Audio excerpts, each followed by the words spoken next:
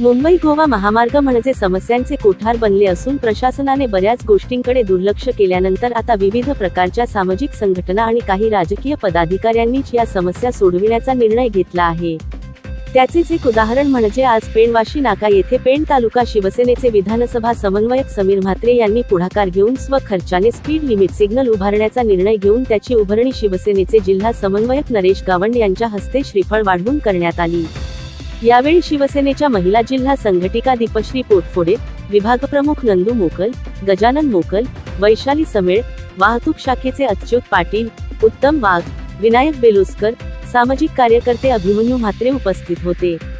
पेण तालुक्यातील वाशी विभागातील लोकसंख्या जवळपास 40 ते 45 हजारांच्या आसपास आहे।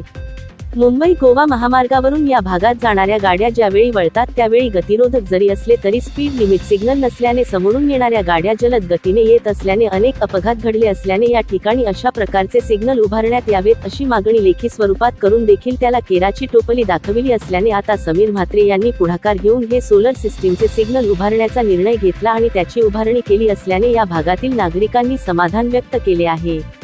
या भागातील नागरिकांना रात्री अपरात्री रस्ता ओलांडताना तारेवरची कसरत करावी लागायची, त्यामुळे या ठिकाणी अशा प्रकारचे सिग्नल उभारण्याची आम्ही प्रशासनाकडे मागणी केली होती। मात्र प्रशासनाने त्या मागणीला केराची टोपली दाखविल्यानंतर सरकार करत नसेल तर आपण आपल्या पक्षाच्या माध्यमातून ही समस्या दूर करावी या उद्देशाने मी स्वखर्चाने या सिग्नलची उभारणी करण्याचा निर्णय घेतला असे समीर म्हात्रे यांनी बोलताना सांगितले। जय महाराष्ट्र।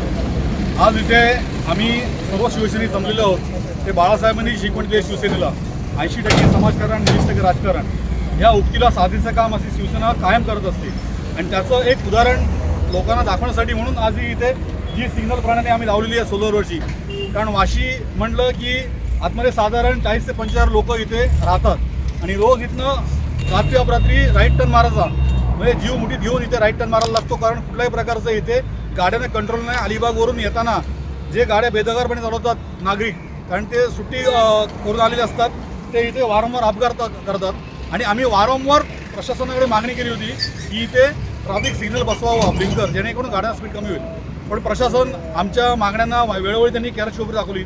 पण शेवटी आम्ही सर्व निर्णय घेतला की सरकारने तर आपण करावं आणि आम्ही सर्वांनी मिळून आज जरी इथे आर्थिक हातभार माझा वैयक्तिक असला तरी मला सोबत या सर्व शिवसेनेने लाभलेली आहे आणि आम्ही काल आज पेणकडे जाताना आणि पेणवरून अलिबागकडे जाताना 2 सिग्नल आपण लावलेले आहेत आणि तिथे आम्ही लोकांना आवाहन केलेलं आहे की इथे तुम्ही स्पीड 15चा ठेवावं, जेणेकरून उजवीकडे वळणाऱ्या गाड्या आणि डावीकडे वळणाऱ्या गाड्या या सुखकरित्या आपला मार्ग रस्ता क्रॉस करतील।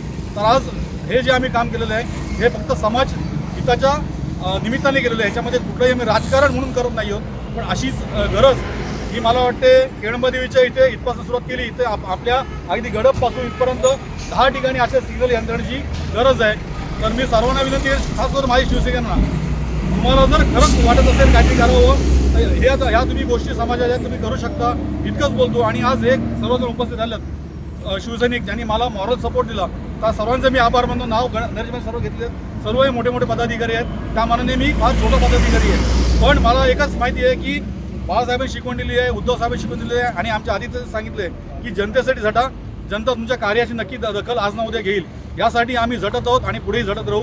एवढंच बोलतो, थांबतो। जय हिंद, जय महाराष्ट्र। जनोदय करिता विनायक पाटील, पेण।